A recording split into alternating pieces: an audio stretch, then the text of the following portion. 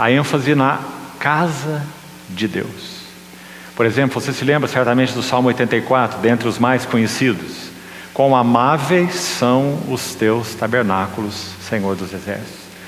Então há muitos salmos que são aspirações pelo santuário de Deus, pela casa de Deus, por contemplar a Deus no seu santuário. Salmo 27, mais um exemplo: uma coisa peço ao Senhor e a buscarei, que eu possa morar na casa do Senhor todos os dias da minha vida.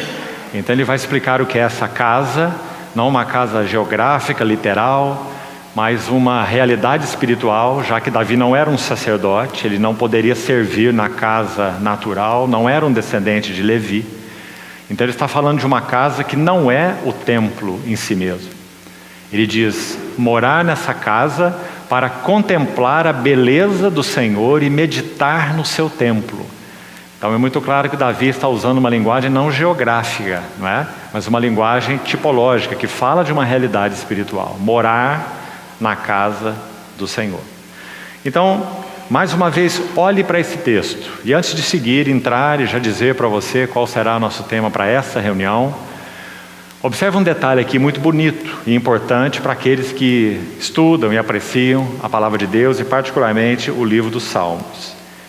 A poesia hebraica, ela não faz uma rima sonora, como é o caso da nossa poesia, por exemplo, em português.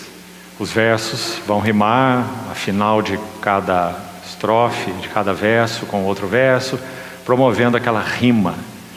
A poesia hebraica é muito mais rica, porque ela não rima sons, ela rima ideias. Então perceba nesse versículo como isso acontece. Olhe de novo, por favor. Eu amo, Senhor, a habitação de tua casa. Então veja essa frase: a habitação de tua casa. E veja como essa ideia está repetida na parte B do verso, com outras palavras. Então a rima é de ideias. Eu gostaria de comparar essas ideias para que você veja o que é casa de Deus na Bíblia. Qual é a ênfase maior nesse tema casa de Deus? Nós sabemos que, na realidade do Novo Testamento, nós somos o santuário de Deus. Paulo é muito claro quando escreve em diversos textos, inclusive Coríntios, né? Vós sois o santuário de Deus, porque o Espírito de Deus habita em vós. Escrevendo para Timóteo: eu te escrevo essas coisas, buscando e ver-te em breve, para que, se eu tardar, fique ciente de como se deve proceder na casa de Deus, coluna e baluarte da verdade. Então somos muito claros sobre essa realidade espiritual da casa de Deus que nós somos. Mas olha essa poesia maravilhosa, como rima essas ideias: habitação de tua casa. Parte B do verso: e o lugar. Então a habitação está rimando com lugar. Claro, é a mesma ideia. Mas casa está então rimando com glória. E essa é exatamente a ênfase sobre esse assunto casa de Deus na Bíblia. Todas as vezes, não há exceção, irmão, nenhuma, graças ao Senhor. Todas as vezes que o assunto casa de Deus é mencionado nas Escrituras, particularmente nas Escrituras proféticas, no Velho Testamento, mas é verdade também sobre o Novo Testamento, não poderia ser diferente. Sempre, casa de Deus é o lugar da glória de Deus. O que isso significa? Significa que, se a casa de Deus, ela não responde aos interesses do coração de Deus, então, nessa casa de Deus, não há expressão da glória de Deus. Então acho que só aqui nós já teríamos, se fosse o caso, uns bons minutos para compartilhar, mas nós vamos precisar seguir. Mas então guarde isso para você, para a sua meditação. Em termos experimentais, ou se você quiser experienciais, prefiro a palavra experimentais mesmo, sermos expressão da casa de Deus não é algo automático. Não significa que porque nós professamos o nome de Cristo, qualquer local de reunião que você possa entrar e seja tido por evangélico, se você perguntar quem é o cabeça dessa realidade, você vai ter uma resposta só, não duas. é o Senhor Jesus, nosso Salvador, nosso cabeça. Então caberia uma segunda pergunta. E a segunda pergunta é: quais são as evidências entre vocês que Jesus Cristo é o cabeça desse grupo de comunhão? E aí nós estaríamos apertados. Porque muitas e muitas vezes outras coisas estão ocupando o lugar da verdadeira liderança do cabeça no corpo. E nós sabemos que quando isso acontece em termos médicos, nós temos uma esquizofrenia, não é?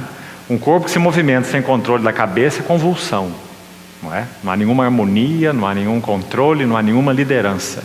Corpos convulsionando, sem a regência da cabeça. Então, amados irmãos, qual seria o caminho para a recuperação da glória de Deus? Nós tivemos em um tempo passado, em uma determinada cidade, em um tempo de conferência, estudando esse assunto. O caminho da recuperação da glória de Deus. Não é nosso encargo para esses dias, exatamente, não.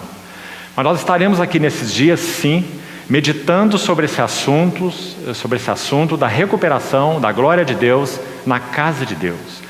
Só que vamos entrar por outros mais caminhos, já que esse tema é abundante nas Escrituras, é um dos maiores temas nas Escrituras. Quando Deus criou o homem na terra, o que ele buscava era uma casa na terra, comunhão, habitação, gozo, prazer inclusive, não é? Intimidade, expressão e tudo que envolve casa, glória. Então você veja como essa palavra glória é consistente. Glória envolve então comunhão, intimidade, companheirismo, e comunhão no sentido mais amplo da palavra, comunhão de interesses, comunhão de pensamentos. Glória envolve harmonia, né? Então, vamos seguir por aí, com a ajuda do Senhor, nesses 4 tempos que teremos, pela graça do Senhor. Então veja primeiro essa combinação aí, essa rima, como já disse. Habitação, lugar, casa, glória. Então por aí nós andaremos com a ajuda do Senhor nesses dias. Agora, o que nós iremos fazer hoje? Assim esperamos, dependendo do nosso Senhor para isso.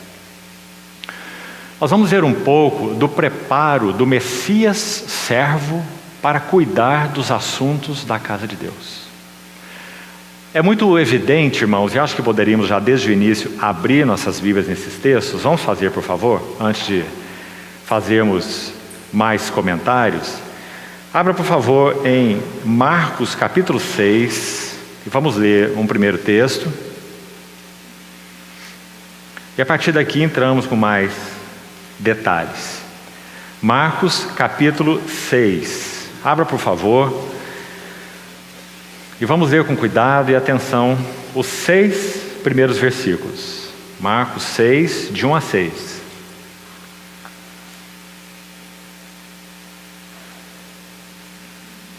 Tendo Jesus partido dali, foi para a sua terra e os seus discípulos o acompanharam. Chegando o sábado, passou a ensinar na sinagoga e muitos ouvindo se maravilhavam, dizendo, preste atenção nessas 3 perguntas. De onde vem a este essas coisas? Que sabedoria é esta que lhe foi dada? E como se fazem tais maravilhas por suas mãos? Não é este o carpinteiro, filho de Maria, irmão de Tiago, José, Judas e Simão? E não vivem aqui entre nós suas irmãs? E escandalizavam-se nele.